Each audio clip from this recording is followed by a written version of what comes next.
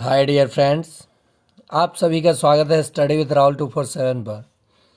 चलिए आज के क्लास में हम लोग देखेंगे गणित का मास्टर क्लास और इसमें 25 से अधिक प्रश्न होगा जो काफ़ी लाजवाब होगा और मैं आपको मेथड प्लस ट्रिक दोनों से सिखाऊंगा। देखिए, वीडियो को शेयर कीजिए, लाइक कीजिए, सब्सक्राइब कीजिए। पहला प्रश्न है 275.302 के 2 में 3 का स्थानीय मान क्या होगा। तो देखिए 275 है दशमलव 302। तो दशमलव के बाद कितना अंक छोड़कर 3 है, एक अंक छोड़कर, तो सीधे लिखिए 3 और बटा में दशमलव के जगह 1 और एक अंक छोड़ के ये 3 है तो एगो 0 लगाइए, यानी 3/10 आंसर हो जाएगा। क्या होगा? 3/10। तो चलिए एक प्रश्न का जवाब आप लोगों को देना है। 0.954 में 5 का स्थानीय मान, 5 का स्थानीय मान क्या होगा? स्थानीय मान ऑप्शन ए है 5/10 और ऑप्शन बी है 5/100। दो ही ऑप्शन दूंगा आप लोगों को, एक प्रश्न मैं करूंगा, एक प्रश्न का जवाब आप लोग देंगे। दूसरा प्रश्न है 200 जोड़ 30 जोड़ 7 जोड़ 4/10 जोड़ 9/100 का सरल रूप क्या होगा? तो 2 सैकड़ा, 3 दहाई और 7 इकाई, दशमलव, 4 दशांश और 9 शतांश, यही आंसर हो जाएगा। यानी देखिए ये 237 हो जाएगा जोड़ने पे, तो हो गया। और 4 दहाई है तो 0.4 और शतांश है तो 9 हो जाएगा, तो ये आंसर हो गया। ठीक है, ठीक है। तो आपने देखा कि इसका सरल रूप क्या होगा। तो आप लोगों को जवाब देना है दूसरे प्रश्न का 300 जोड़ 7 जोड़ 4/10 जोड़ 0 जोड़ 9/1000। यहाँ लिख देता हूँ 0/100, तब भी कोई दिक्कत नहीं होगा। तो इसका जवाब आप कमेंट में दीजिएगा, ऑप्शन में है उत्तर इसका छुपा हुआ। चलिए आगे चलते हैं। तीसरा प्रश्न है ग्राम को किलोग्राम में बदलना है। तो आप सभी को पता है 1 किलोग्राम में होता है 1000 ग्राम। कितना होता है? 1000 ग्राम। तो 1 ग्राम को अगर किलोग्राम में कहा जाए तो 1/1000 लिखना पड़ेगा। ठीक है, तो यहाँ 27 ग्राम है, तो 27 को कितना से भाग देना होगा? 1000 से। कई गो जीरो है? 3 गो, 3 अंक छोड़ के डेसिमल दीजिए। तो 27 तो 2 अंक है, एगो जीरो दे दीजिए, 3 अंक हो गया। अब दशमलव लगा दीजिए, आंसर हो जाएगा 0.027, 0.027 kg आंसर हो जाएगा। तो आप लोगों को जवाब देना है यहाँ पे 37 ग्राम को किलोग्राम में बदलना है। ऑप्शन ए है 3.7, ऑप्शन बी है 0.37, ऑप्शन सी है 0.037 और ऑप्शन डी है 37। ये 3 नंबर प्रश्न आप लोगों के लिए हो गया। चलिए आगे देखते हैं प्रश्न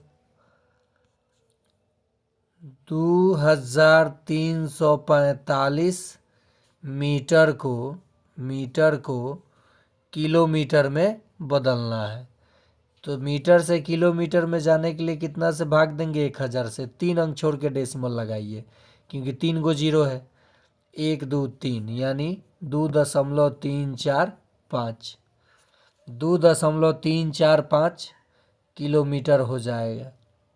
इसे ऐसे भी लिखा जा सकता था 2000 जोड़ 345, यानी 2000 मीटर में 2 किलोमीटर और जोड़ 345 मीटर।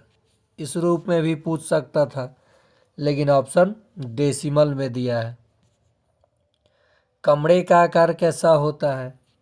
तो कमरा घनाभाकार होता है। कैसा होता है? घनाभाकार होता है। ज्योमेट्री बॉक्स कैसा होता है? ईंट कैसा होता है? माचिस का डब्बा, तो ये सब घनाभ होता है। दिखा आपको? घन इसके पहले पढ़ा चुका हूँ, और इससे पहले मैं ये सक्षमता 1 और सक्षमता 2 के प्रश्न पत्र का हल करा चुका हूँ, जिसका लिंक आपको डिस्क्रिप्शन बॉक्स में मिल जाएगा।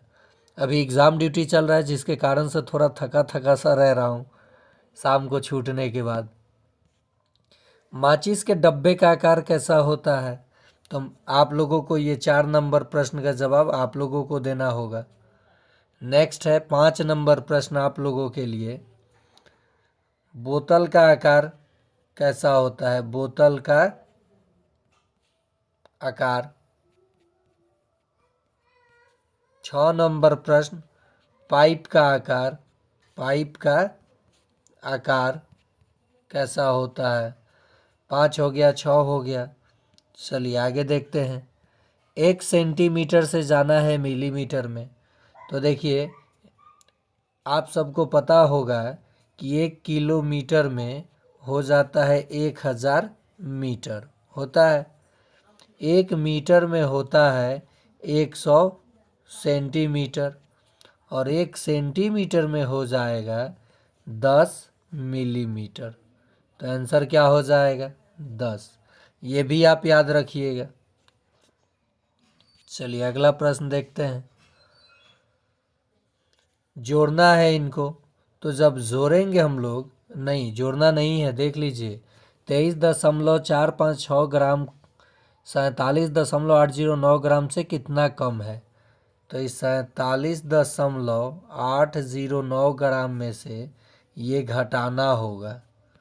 4, 5, 6, 9 में से 6 गया 3, 10 में से 5 गया 5, 7 में से 4 गया 3 दशमलव, 7 में से 3 गया 4, 4 में से 2 गया 2, 24.353।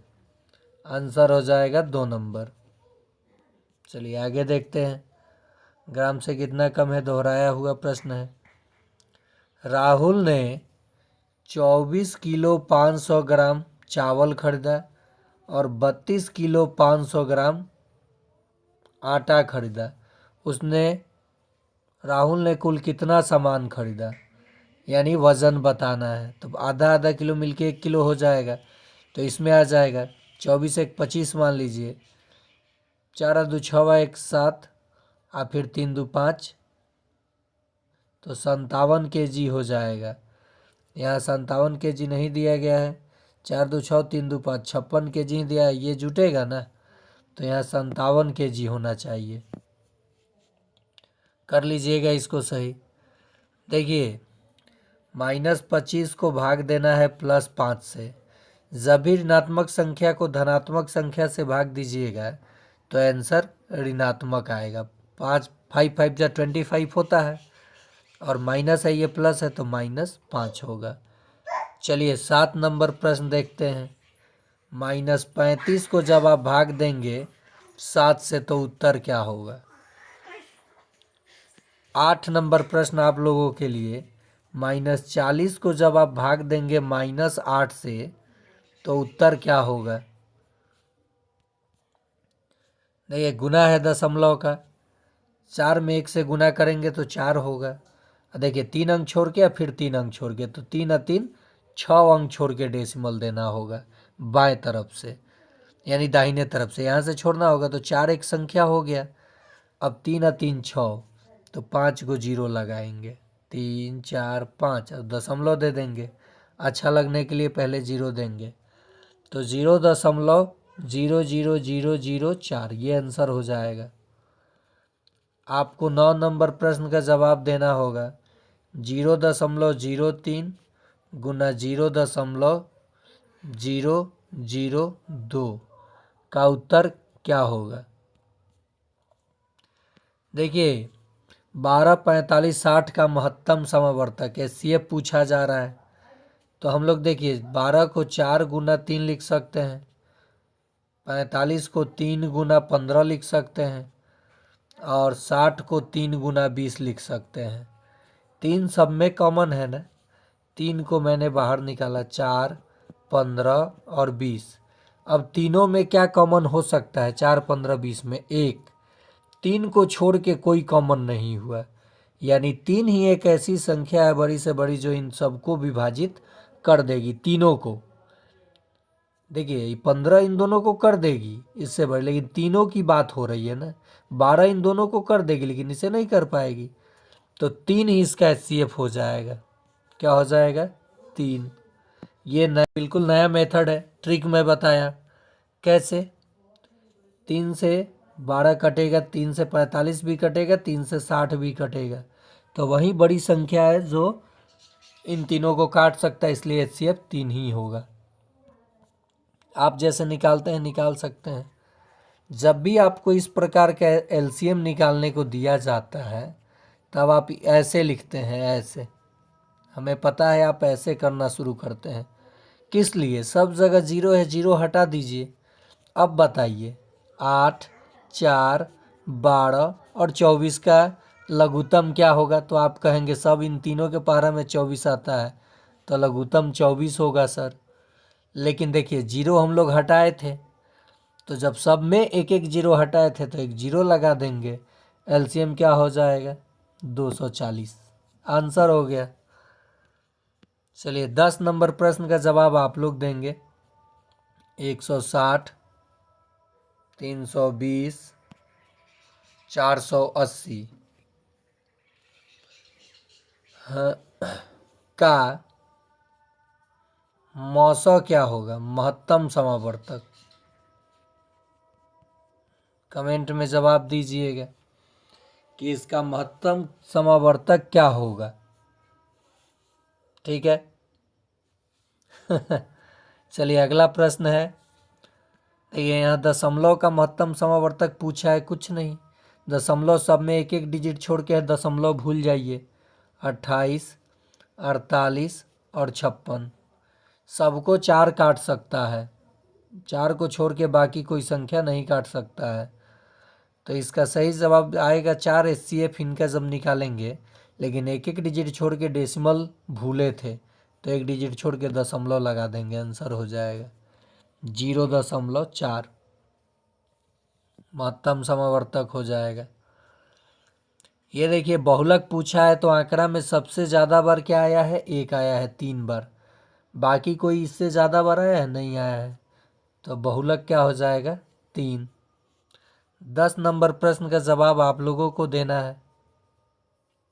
5, 2, 4, 2, 2, 7 का बहुलक क्या होगा? बहुलक होगा। अब तो आप आसानी से धर सकते हैं आंसर को। प्रथम 5 अभाज्य संख्याओं का योग क्या होगा? तो अभाज्य संख्या क्या होता है? जिसके पास केवल 2 ही गुणनखंड होते हैं, एक और वह स्वयं। तो 2 जोड़ 3 जोड़ 5 जोड़ 7, अब 9 अभाज्य नहीं है और 10 क्या है? 11 अभाज्य है। 1, 2, 3, 4, 5 प्रथम 5 अभाज्य संख्या है। अब इनको जोड़ेंगे तो क्या आएगा? 28 आएगा। देखिए 7, 3, 10, 11, 21, 7, 3, 10, 21, 5, 2, 7, 21, 7, 28। आंसर क्या हो जाएगा? 28। ये BPSC TRE 3 में पूछा हुआ प्रश्न था 1 to 5 में। किसमें? 1 to 5 में। 23, 21, 34, 46, 28, 30 का माध्यम नहीं माध्यक। माध्यक क्या होगा? तो पहले आंकड़े को बढ़ते या घटते क्रम में सजाइए। 21 है, 23 है, 28 है, 30 है, 34 है और 46 है। 1, 2, 3, 4, 5, 6 संख्याएं सम संख्या में है। 2 गो इधर से काटिए, 2 गो इधर से, यानी 28 जोड़ 30 आप बटा 2 कीजिए, यानी 3, 2, 5, 58 बटा 2 29 हो जाएगा आंसर। कितना हो जाएगा? 29। अगला प्रश्न है x बराबर 2 y बराबर -3, तो 3x माइनस 5y का मान क्या होगा? 3। x का मान क्या है? 2, और यहाँ कुछ नहीं तो गुना है, घटाओ 5, और y का मान क्या है? -3।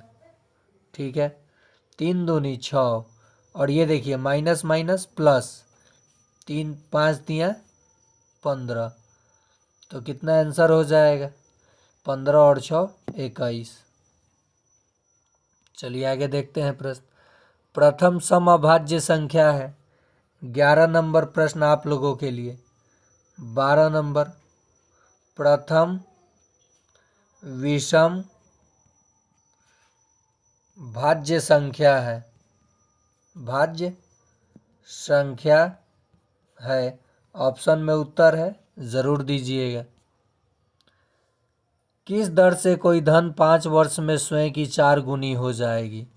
कितनी गुनी हो रही है? 4 गुनी। एक कम कीजिए 4 में से, 100 से गुना और समय से भाग दे दीजिए, आंसर आ जाएगा, दर आ जाएगा आपका। तो देखिए 20 25 100, और 4 में से 1 घटेगा तो 3 आएगा, 3 में 20 से गुना करेंगे तो 60%, उत्तर आ जाएगा। नहीं समझे? देखिए क्या, ये मेथड ही बता दे रहा हूँ। समय दिया है आपको 5 वर्ष, ठीक है, और मान लीजिए कोई धन आपने 100 रुपया दिया, वो 5 वर्षों में स्वयं की कितनी हो गई? 4 गुनी, 400 हो गई, यानी 100 रुपये आपकी 400 में बदल गई। ब्याज आपको कितना मिला? 300 मिला। 100 रुपया दिए थे, कोई 400 दे रहा है, इसका मतलब 300 ब्याज दे रहा है। तो ब्याज गुना 100 बटा मूलधन जो माने थे, गुना समय। 100 से 100 कट गया, इसे भाग देंगे 30, 6 पचे 30 आएगा, 0 बच गया तो 60%। तो इसी का मैं डायरेक्ट ट्रिक लगाया कि जब भी आपको समय दिया रहे और कोई धन स्वयं से जितना गुना हो रही हो, यहाँ 4 गुनी हो रही है, तो 4 में से मैंने 1 कम किया और 100 से गुना किया और 5 से भाग दे दिया, उत्तर आ जाएगा 3 गुना 100, क्योंकि 4 में से 1 जाएगा 3, अब बटा 5, 20 20 3 60%। अगर मैं कहूँ कि कोई किस दर से कोई धन 10 वर्षों में स्वयं की 3 गुनी हो जाएगी? कितनी? 3 गुनी। तो आप क्या करेंगे? 3 घटाव 1 गुना में 100, अब बटा में समय यानी 10, 1 0 से 1 0, 3 में से 1 जाएगा 2, और 10 दूनी 20%, उत्तर आ जाएगा। अगला प्रश्न, 10%, 20% और 30% के 3 क्रमिक छूट का एकल छूट कितना होगा? ट्रिक से बनाना सीखिए, ट्रिक से। 100 घटाओ, फिर 100 लिखिएगा, गुना 10% छोड़ रहा है, इसका मतलब 90% ले रहा होगा। 20% छोड़ रहा है, इसका मतलब 80% ले रहा होगा। 30% छोड़ रहा है, 70% ले रहा होगा। 100 से 100 कट गया, ये 3 गो जीरो से 3 गो जीरो कट गया। देखिए यहाँ पे क्या हो जाएगा? 9 8 72, 72 7, यहाँ 9 8 72, 72 7 कितना हो जाएगा बताइए? 72 गुना 7, 7 दूनी 14 के 4 हाथ में 1, 7 7 49, 1 50, अब बटा में 10 था तो 1 दशमलव लगा दिए, 50.4 क्या हो जाएगा? अब 100 में से 100 में से 50.4 घटा दीजिए तो 49.6, जो कि ऑप्शन में ही नहीं है। ये हो जाएगा एकल छूट इन तीनों छूट के बराबर। किसी घन की भुजा 4 गुनी कर दी जाए तो उसका आयतन पर क्या प्रभाव पड़ेगा? तो जितनी गुनी की जाएगी उसका घन कर दीजिए, उतनी गुनी बढ़ जाएगी उसका आयतन। 4 चौका 16, 16 चौका 64 गुनी बढ़ जाएगी, याद रखिएगा।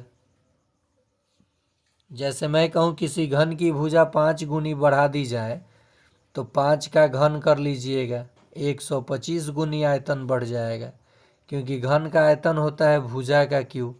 क्या होता है? भुजा का क्यूब। तो यहाँ 12 नंबर प्रश्न का जवाब आप लोग देंगे, किसी घन की भुजा 3 गुनी कर दी जाए तो आयतन कितनी गुनी बढ़ जाएगा। 12 वस्तुओं को बेचने पर 2 वस्तुओं के विक्रय मूल्य के बराबर लाभ होता है, तो 12 में से 2 कम कर लीजिए, यानी 10 हो जाएगा क्रय मूल्य 1/10। 1/10 का मतलब होता है 10% लाभ हो जाएगा। लेकिन आप देखिए कैसे बनाएंगे। 12 वस्तुओं को मान लीजिए आपने 12 रुपये में बेचा, तो 2 वस्तु को कितने रुपए में बेचे होंगे? 2 रुपये में। यही लाभ हुआ है। इसका मतलब 12 में से 2 घटा देंगे तो क्रय मूल्य 10 हो गया। ठीक, तो क्रय मूल्य जब 10, अरे वहाँ थोड़ा सा गड़बड़ हुआ है। 2 वस्तुओं के विक्रय मूल्य के बराबर, ये ऑप्शन में से कोई नहीं आएगा। लाभ कितना हुआ है? 2 वस्तुओं के बराबर, और क्रय मूल्य क्या रहा था? 10। 1/5 यानी 20% उत्तर होगा। कितना यह सॉरी छूट गया है 0। देखिए कैसे, ये प्रश्न बीपीएससी टीआरई में भी पूछा जाता है। बीपीएससी टीआरई में 6 to 8 में भी और 1 to 5 में भी, और जनरल पेपर 11 12 में भी, 11 12 में भी, 9 10 में भी, जनरल पेपर में, और इनमें मेंस मैथ में। तो देखिए 12 वस्तु को जब वो बेचा तो 2 के बराबर लाभ हुआ। इसका मतलब 12 में से 2 निकाल दीजिए, 10 क्रय मूल्य हो गया, और 100 से गुना करेंगे तबे ना लाभ प्रतिशत मिलता है। कटा 2 25 10, और ये 5 20 25 100, 20% लाभ होगा। 20 कर लीजिएगा। चलिए आप लोगों के लिए प्रश्न 13 नंबर। 15 वस्तुओं को बेचने पर